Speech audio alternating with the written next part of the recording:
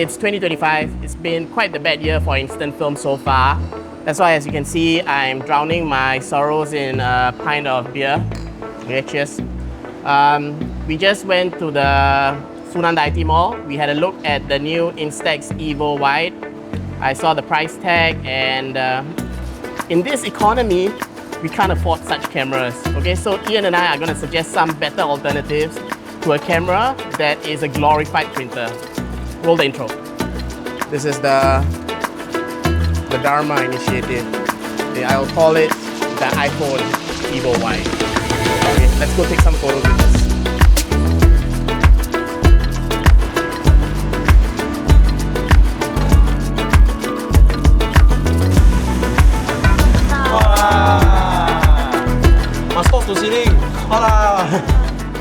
Alright, so the Instax Evo Wide has just been released today in Singapore. It's the 4th of February.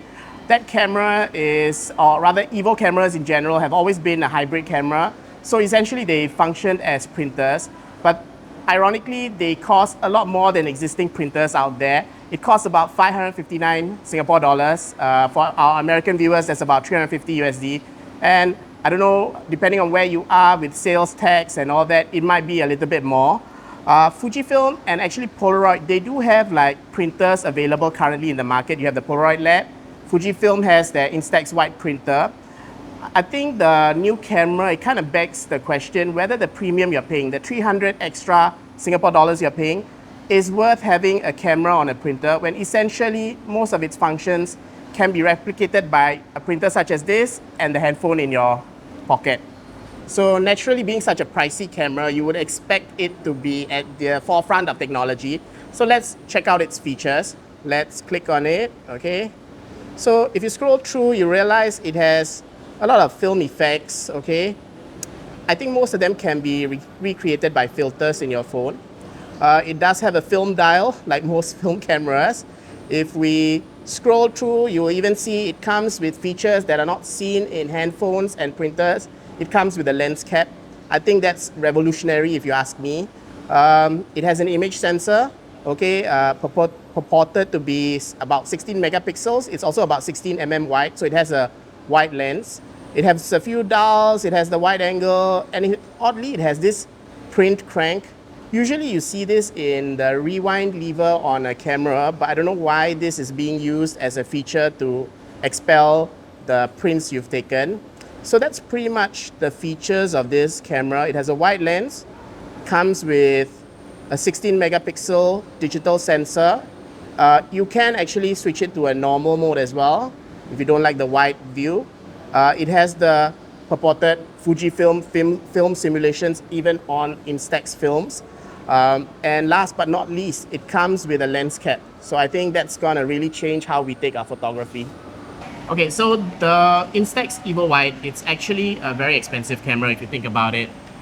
It doesn't have the color science of Fujifilm's film simulation. It has a film simulation. It has filters. Yeah, but okay. And it also costs, and it's not just a small amount of money. Yep. It costs a lot more. It costs double what the existing printer, Instax Wide printer costs. Yep. And it costs also more or less double what this Polaroid printer costs. Okay, so I think for you guys that don't know what this is the Instax Wide printer.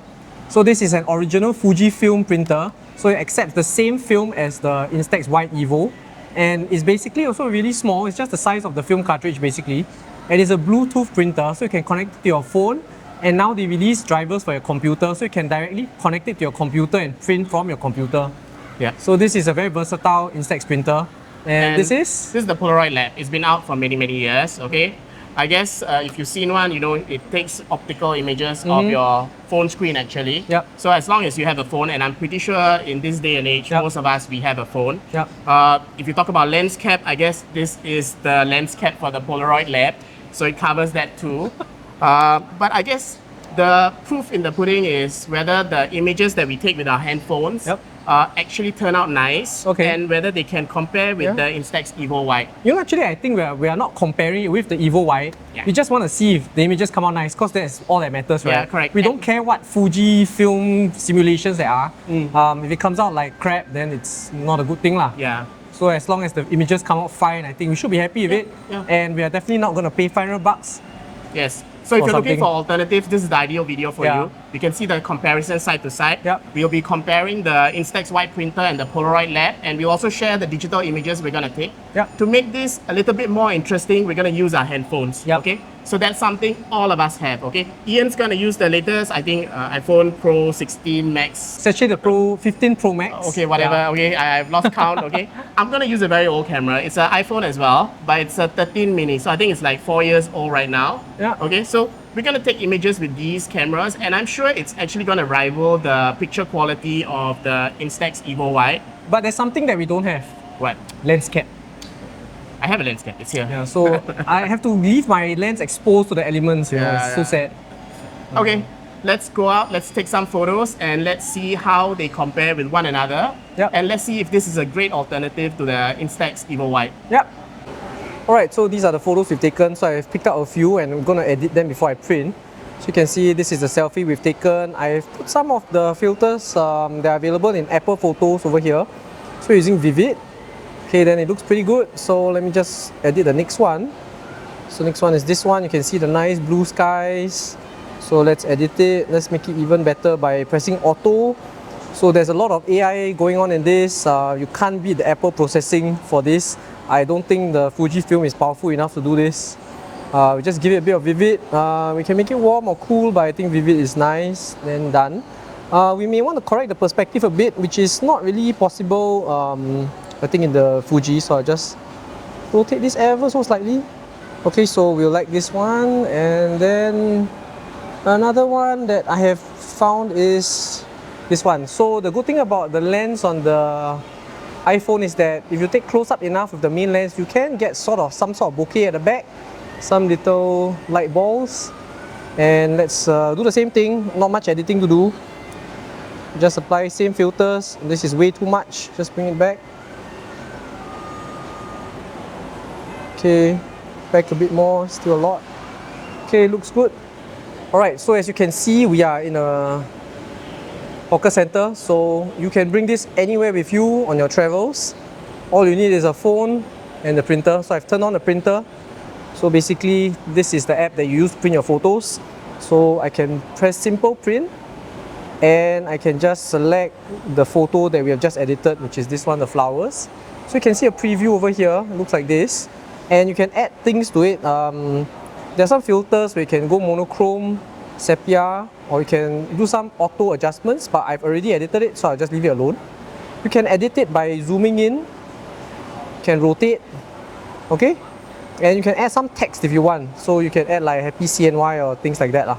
But we're not going to do that, we're just going to print out the photos. And you can also correct the photos, the brightness, contrast, saturation, but it's better to just use the standard app in Apple Photos to do that, because it's better. So let's just print this photo by pressing print. So as you can see, when it's going to print, right, it does the same thing as the Instax Evo, where the image just goes up and you can see it's being transmitted to this. So this takes a while because it's transmitting over Bluetooth. So it's going to print now. You can see the light has changed color. So it's printing. Alright, so that's done. Can take out the image and we'll just print the rest and we'll compare the results with Prussia's Polaroid Lab. So I'm sure you've seen the Instax Wide printer and how the workflow is. I think Ian has been very clear about it. I'm going to show you how you're going to use the Polaroid Lab. So this is the printer itself. It comes with its own proprietary app as well. So to switch it on, you just have to press this button here. It just goes up. Okay, we're going to load the film in. Once it's in, it will eject the dark slide automatically. So just like the Instax Evo Wide, this comes with its own lens cover. I'm going to remove that. This is highly sought after, I guess. So I'm going to go to cameras. I'm going to look for Polaroid Lab itself. So the nice thing about this app is that you can do a lot of creative effects. You can do like diptychs such as this, triptychs, or if you want to do big collages of 9 Polaroid images, you can do that as well. So I'm just going to use the, let's go back into the lab. I'm just going to use the single shot images. I'm going to print out the same images that Ian printed out. So let's choose the image. Okay, so we had taken this image earlier. I'm going to print it out now. Okay, so to print the image is very simple. I'm just going to click next, okay? I'm going to make sure the night shift and true tone are switched off. So I've made sure that I've put the phone to the correct setting. The interesting thing about this printer is, of course, that it is basically taking an image of the screen. So I'm just going to make sure I'm placing the phone correctly. So when it's placed incorrectly, the flash will actually fire off. Once it's in the right spot, it will make a ding. I don't know whether you heard it. So once I'm happy, I'm just going to print it. Okay. So let the film stay under the film shield for a few seconds, usually about 5 seconds, so that the initial exposure of light doesn't damage any development. And then we can put that aside. I'm going to now print out all the other images, then Ian and I are going to go through them and compare them one by one. So some of you might actually be wondering why we're comparing the Polaroid 600 film with the Instax Wide film. Actually, if you overlap them side by side, you'll notice that the frames are roughly the same size. It's just that one frame is more horizontal, one is a bit more vertical. So there's a difference in this. This is something you should consider as well. If you like shooting square images or you prefer the more conventional landscape mode for your instant films. Alright, so we're going to let the images cook for a bit while we have our first annual Lohui session. Alright, so while we wait for the film to develop, I'm going to introduce you to the rest of the Midlifers team. Okay, so first guy we have here his name is Uncle Chong. He's been voted the top 10 handsomest man in Singapore. So I do have a question for Uncle Chong. How old are you? I 85. 85. So he's really a boomer, but we are quite accepting at Midlifer, so we've been co-opting him. Okay, but in all seriousness, how old are you? In all seriousness, I'm 25 this year. I'm born in 2000. Yeah. So as much as he looks a bit older, he's actually younger than all of us. He'll be in some of the skits. I think you've seen them already. The next person we have here with us, okay, that is... I don't really know what Kelly does at Midlifers. So why don't you tell us what you do? I'm just Ian's slave. Okay. So just an intern. Unpaid intern. Unpaid intern, yes. Yeah. Actually, we're all unpaid lah. So please like and subscribe. Yes, we need that YouTube money. We're earning like nothing now. So do remember to like and subscribe. So eventually we can one day help one child in need, you know. We're gonna help these Singaporeans. The child is there. Oh, Harold's the youngest. Yeah. Okay. So without further ado, I think you've heard his name. He just recently joined our team. This is Harold. He's very tall. So I have to. 我比较习惯说中文的一些 content 啦，只是大多数人听不懂，所以我就来这边就帮人家做奴隶啦，帮人家做 slave 啦，做一点工咯。小事情的嘛，哎呀，大家都要做 content。Okay, I'm just joking. Okay, so I have no idea what he said. I think he asked for world peace and something else. Okay, so that's what he hopes to achieve. So that's basically our Midlifers team. We're gonna do something that's a little bit festive. It's the Chinese New Year period right now. So we're gonna do Yu-Sheng, how to pronounce it, I don't know. Okay, it's basically something that's a little bit traditional, something that is, I think in Singapore and Malaysia only, it's a Southeast Asian thing. It's not really a predominantly Chinese thing. We're gonna toss basically a salad and I guess say something positive about the new year. Auspicious things, yes, that's right, Uncle Chong. So without further ado, let's start. All right, so I don't really celebrate Chinese New Year much. So I only have a few favorite things. One of them is actually eating, as you can see from my size. I've been doing that every Chinese New Year. Just once a year, you know? Yeah, just once a year. So let's start the festivities. So as is tradition, normally you will say something a little bit auspicious. Usually you'll get the eldest member in your group to do these auspicious sayings. So we're gonna get Uncle Chong, as you can say.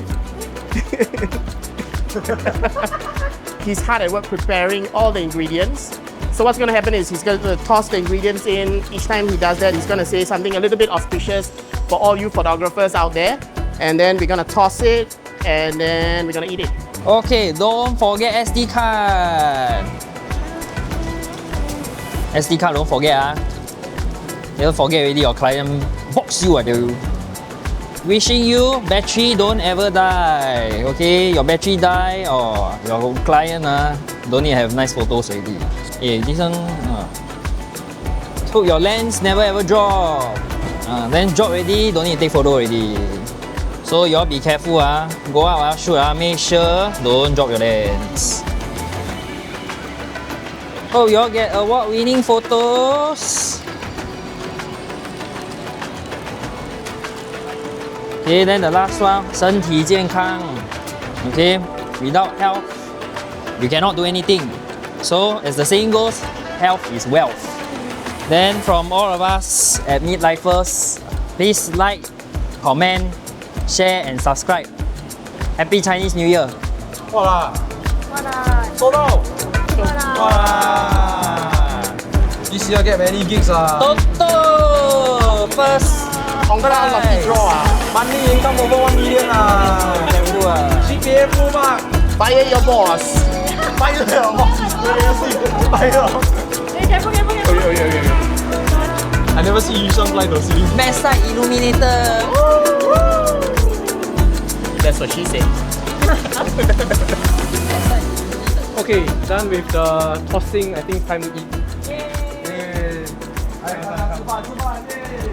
Right, so I'm done with some beers and some food. So the images have developed. So we're gonna just talk a little bit about how they turned out.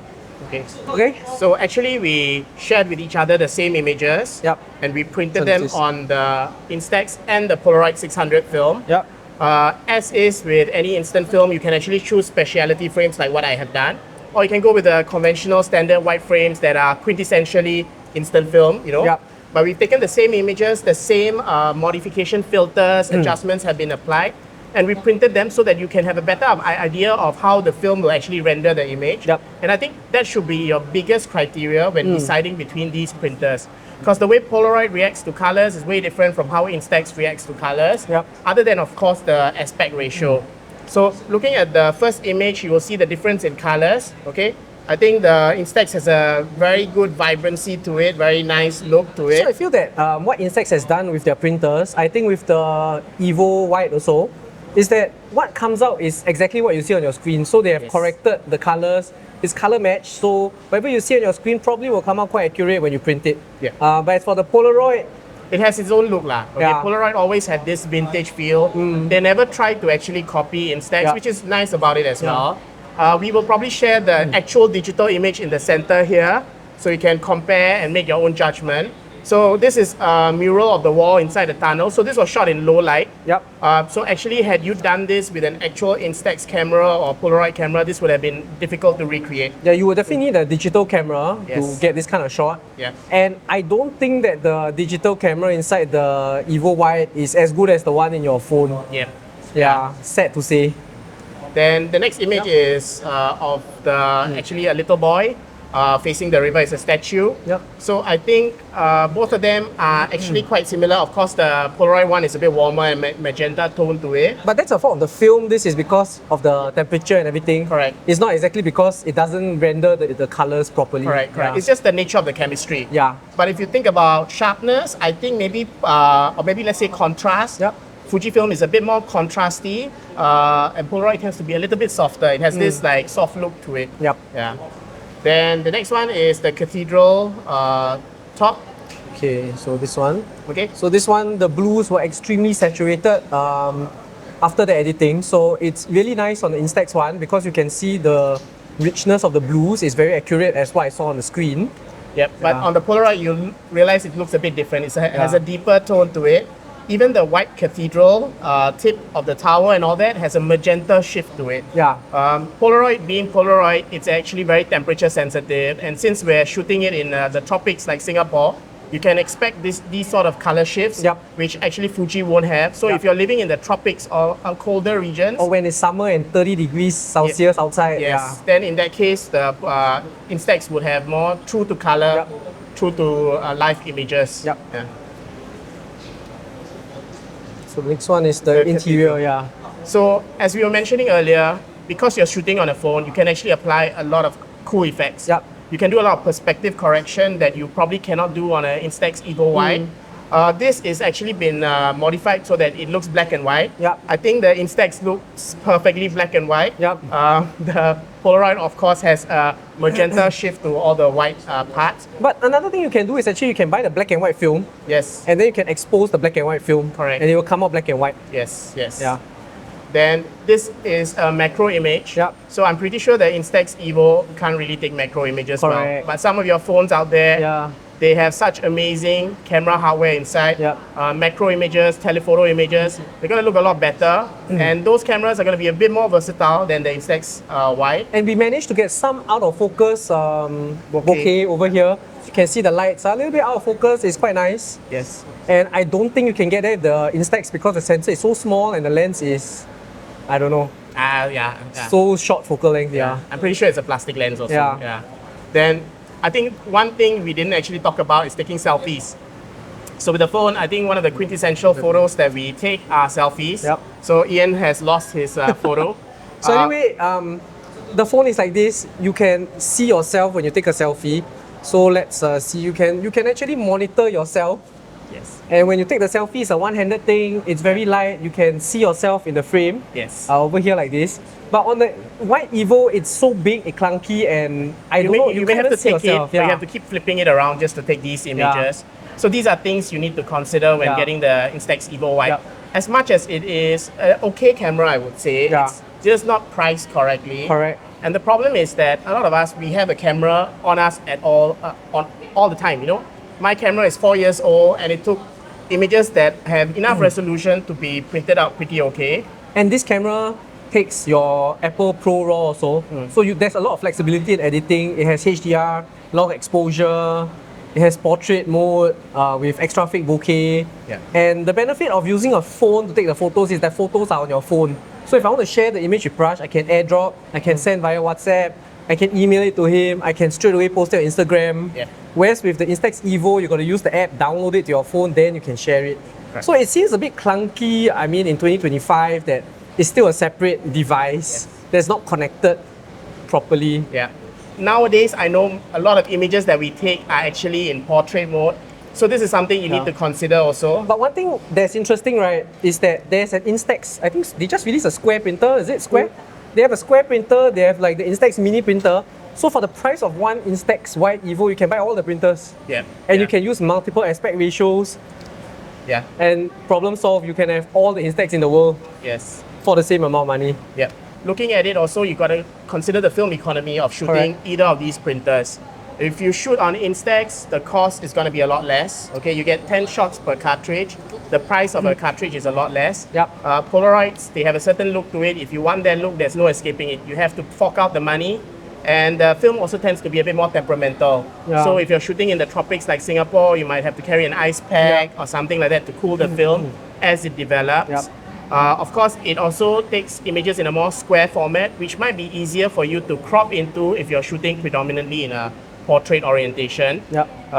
Of course, the cameras themselves, or rather the printers themselves, they're fairly easy to use. They have their own standalone apps. And the app is super user friendly. I think any kid could figure it out. Yeah. Yes, and I think for the Instax Wide app, the nice thing is that it has like stickers you can add onto the images, cool effects, stuff like So that. there's an interesting thing. I don't know if the new camera can do it, but you can actually embed a QR code on your printed image itself and record like a voice tag or something Okay. through the app. So it uploads this voice tag, and when you pass this to someone, they can scan the QR code and listen to something. Yes. Yeah. So actually, the Polaroid has something similar as well. It's called augmented reality. Yeah. So it has a small barcode here. So if you use the Polaroid app, you scan it, it will play a video within the frame. So you can embed, like maybe if you have like a interesting moment, like let's say a wedding, for instance. Then you can have a photo of the couple and you can have them like exchanging vows as a video that's uploaded in. So every time they scan the Polaroid, that will appear on their Polaroid app. Yeah. And some may argue that this is just a printer, it doesn't have all the film simulations, lens simulations, or whatever not. But don't forget, this is just a printer. So on the back end, you can use your computer, you can use whatever powerful imaging device. You can actually edit the photo to exactly what you want. You can recreate the effects that are present on that camera. Only thing that it might be a bit more difficult for a beginner, but you can get a more sophisticated effects definitely than that camera. Yep. And okay, to be fair, some of you may feel it's not an apples to apple comparison because this is not a camera. If you buy one of these devices and perhaps maybe a Xiaomi entry-level phone, which will probably set you back $150 Yep. plus 200 plus for one of these. Yep. That's still $400. It gives you an additional 150 to play around with for film and just going nuts with all your images. Okay? And odds are is that everyone probably already has a mobile phone Yes. with a pretty good camera in Yes. 2025. Yeah. Even your most basic one is probably good enough. It's better than whatever's in the Mini Evo. Yep. Yeah. So, but I guess like it begs the question: who Yeah. is that camera for? Yeah. And I think Ian and I have been racking our brains at it. I think in general we kind of agree that that camera is probably for someone who is not really into photography, such as us. Yeah. We're probably not the target audience. You Yeah. know, it probably is for someone who just wants the versatility of a simple wide camera that can print out the images that they want. Yep. Yeah, they're not too fussed about the quality of the photography. They're not too fussed about the resolution.